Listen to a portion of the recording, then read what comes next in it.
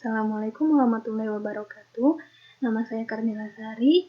Di sini saya akan mempresentasikan seminar pendidikan saya dengan judul Pengaruh Intensitas Presentasi dan Penugasan Kelompok dalam Model Cooperative Learning terhadap Hasil Belajar Mahasiswa S1 Pendidikan Ekonomi 2019. Adapun latar belakang penelitian saya yaitu yang pertama, pendidikan, model belajar, masalah, urgensi, kemudian solusi, yang akan dijelaskan dalam bentuk bagian berikut.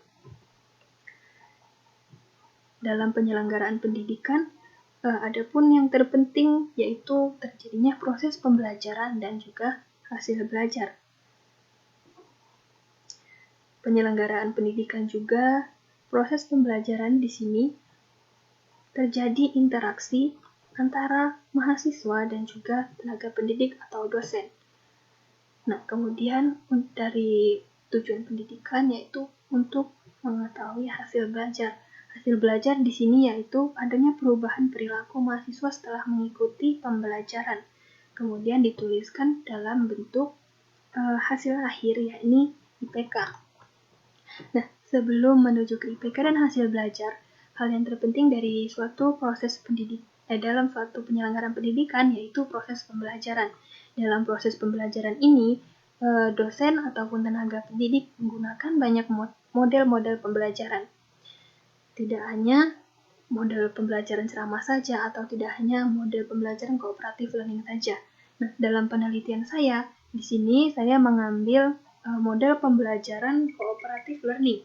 Karena model pembelajaran cooperative learning ini banyak disarankan oleh para ahli karena dapat meningkatkan hasil belajar. Nah, dalam model pembelajaran cooperative learning, biasanya dosen akan memberikan membagi mahasiswa menjadi beberapa kelompok.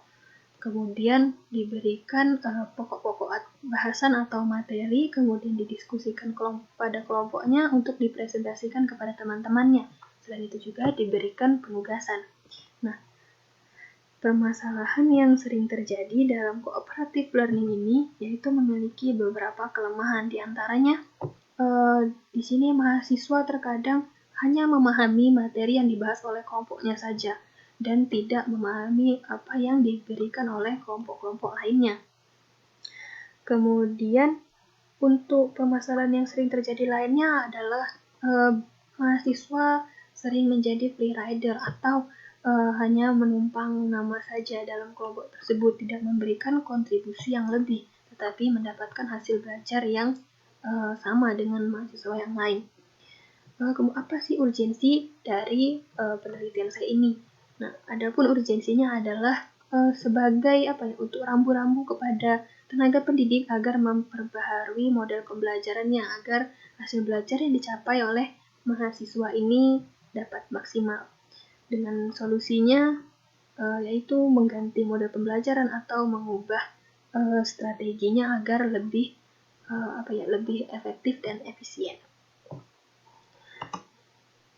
Baik, selanjutnya rumusan masalah. Rumusan masalah dalam penelitian ini yaitu adakah pengaruh intensitas presentasi dan penugasan dalam model cooperative learning terhadap hasil belajar mahasiswa S1 Pendidikan Ekonomi 2019. Selanjutnya, hipotesis penelitian ini yaitu ada pengaruh intensitas presentasi dan penugasan dalam model cooperative learning terhadap hasil belajar mahasiswa. Yang selanjutnya, manfaat penelitian. Yang pertama, bagi peneliti. Penelitian ini dapat digunakan sebagai acuan dan bahan perbandingan bagi peneliti lain yang relevan di masa yang akan datang. Selain itu, karena peneliti yang merupakan calon pendidik, maka penelitian ini diharapkan dapat digunakan untuk mengetahui seberapa besar pengaruh intensitas presentasi dan penugasan dalam model cooperative learning terhadap hasil belajar mahasiswa. Kemudian, manfaat bagi dosen. Nah, di sini dapat digunakan sebagai bahan pertimbangan dalam memilih model pembelajaran yang digunakan untuk menyusun, mengatur proses pembelajaran, dan menyampaikan materi secara sistematis kepada mahasiswa. Kemudian, ada pun manfaat bagi Universitas Negeri Malang. Hasil penelitian ini diharapkan dapat digunakan sebagai landasan untuk penelitian lebih lanjut, khususnya bagi yang berkaitan dengan pengaruh intensitas presentasi dan penugasan terhadap hasil belajar. Selanjutnya, asumsi-asumsi yang saya pakai dalam penelitian ini yang pertama yaitu setiap mahasiswa memiliki tingkat kecerdasan yang berbeda atau heterogen, tidak homogen. Kemudian yang kedua, mahasiswa pernah menerapkan model pembelajaran cooperative learning dan pernah presentasi, juga pernah diberi penugasan. Hasil belajar mahasiswa di sini dilihat dari nilai IPK. Kemudian yang terakhir, asumsinya yaitu responden memahami isi angket yang diberikan dan memberikan jawaban yang benar sesuai dengan cara pengisian. Selain itu, responden juga jujur terhadap pengisian angket. Yang selanjutnya adalah definisi operasional. Definisi operasional dalam penelitian ini, presentasi yang dimaksudkan adalah presentasi dalam proses pembelajaran. Dosen menerapkan model cooperative learning berupa presentasi keluar kelas sesuai dengan pembagian materi dan kelompok untuk disampaikan kepada teman kelas yang lain.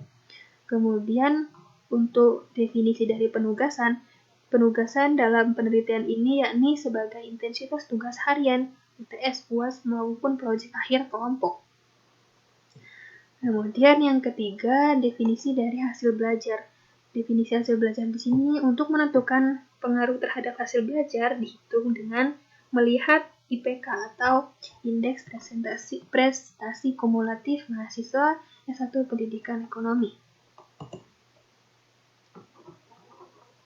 Baik, yang selanjutnya kajian penelitian terdahulu. Di sini saya mendapat 2 penelitian terdahulu, yakni dari Saudara Purba Andri Wijaya dengan judul Pengaruh Metode Presentasi Diskusi dengan Media PowerPoint terhadap Hasil Belajar. Nah, hasil penelitian punya Saudari Andri ini memiliki hasil yang menunjukkan bahwa presentasi ini memiliki pengaruh yang kuat terhadap hasil belajar. Kemudian yang kedua, milik Saudari Pipit Eka Fitriani dan kawan-kawan dengan judul Perbandingan Penugasan Kelompok dan Individu terhadap Hasil Belajar pada Mata Kuliah Genetika Mahasiswa Pendidikan Biologi. Nah, hasilnya pun sama, penugasan di sini, penugasan kelompok terutama, memiliki pengaruh yang besar terhadap hasil belajar. Yang selanjutnya adalah rancangan penelitian. Rancangan penelitian ini merupakan penelitian kuantitatif, yaitu dengan menguji teori-teori tertentu dengan cara meneliti antar variabel yang dianalisis berdasarkan prosedur statistik. Nah, penelitian kuantitatif di sini dalam rangka menguji hipotesis dan menyajikan kesimpulan yang hasilnya berasal dari probabilitas kesalahan hipotesis.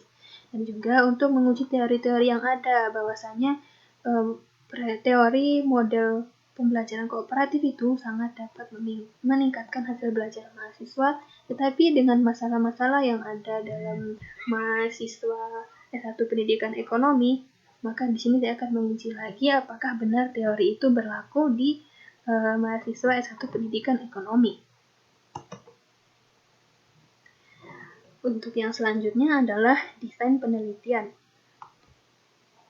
Desain penelitian di sini dapat dilihat bahwasanya pertama saya akan melihat bahwasanya apakah pengaruh dari X1. X1 di sini adalah sebagai presentasi, X2 penugasan, kemudian yang Y adalah hasil belajar. Yang pertama adalah X1. Di sini X1 terhadap Y, apakah memiliki pengaruh terhadap hasil belajarnya si presentasi ini. Kemudian yang kedua penugasan, apakah memiliki pengaruh terhadap hasil belajar. Kemudian uji secara simultan, yaitu X1 dan X2 terhadap Y atau hasil penelitian.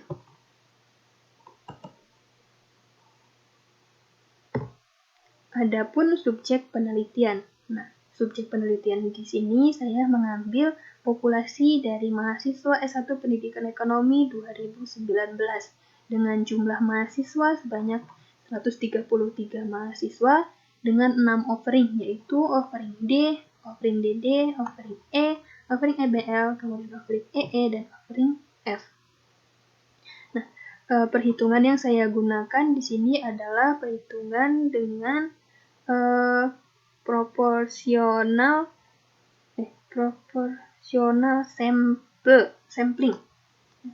Di sini dengan jumlah yang proporsi dan menurut tabel Ishak dan Michel, bahwasanya jika populasi berjumlah 130, maka sampel yang diambil adalah sebanyak 95.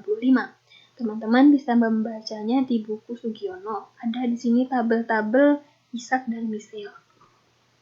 Dan didapatkan hasil sebagai berikut dengan jumlah keseluruhan jika ditotalkan yaitu 95 sampel. Jadi nanti di setiap offering ini mendapat kesempatan yang sama untuk menjadi subjek penelitian. Untuk yang selanjutnya adalah instrumen penelitian. Nah, instrumen penelitian yang saya gunakan adalah angket. Nah, di sini pertama untuk angketnya akan diuji validitas instrumennya menggunakan korelasi produk momen. Kemudian yang kedua yaitu uji reliabilitas menggunakan rumus alfa. Selanjutnya untuk analisis data. Analisis yang digunakan pertama yaitu uji normalitas, bertujuan untuk mengetahui apakah data-data yang diuji berdistribusi normal dan menghitung seberapa besar kemungkinan variabel acak. Nah, di sini untuk menggunakan uji Kolmogorov dan Smirnov. Untuk uji multi-call, di sini untuk menemukan korelasi antar variabel bebas. Nah, di sini dapat dilihat dengan nilai TIV atau Tolerant Invariant Inflation Factor. Kemudian yang ketiga ada uji heterokedastisitas, yaitu untuk mengetahui apakah model regresi terjadi ketidaksamaan varian residual satu pengamatan dengan pengamatan yang lain.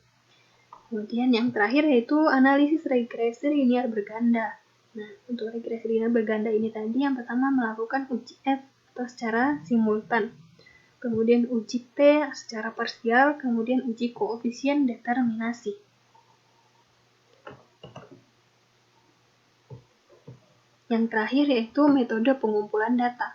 Adapun langkah-langkah yang dilakukan dalam penyusunan angket yaitu pertama, menyusun instrumen yang diperlukan berdasarkan jabaran variabel. Kemudian yang B, instrumen yang digunakan dikonsultasikan kepada dosen pembimbing. Kemudian yang ketiga, instrumen diuji cobakan untuk diuji validitas dan reliabilitasnya kepada beberapa mahasiswa. Kemudian setelah lolos dari uji validitas dan reliabilitas, kemudian angket tersebut akan diberikan kepada responden atau sampel penelitian. Baik, sekian presentasi seminar pendidikan dari Karmila Sari. Apabila teman-teman ada pertanyaan, dipersilakan. Saya ucapkan terima kasih dan mohon maaf apabila ada kesalahan. Wassalamualaikum warahmatullahi wabarakatuh.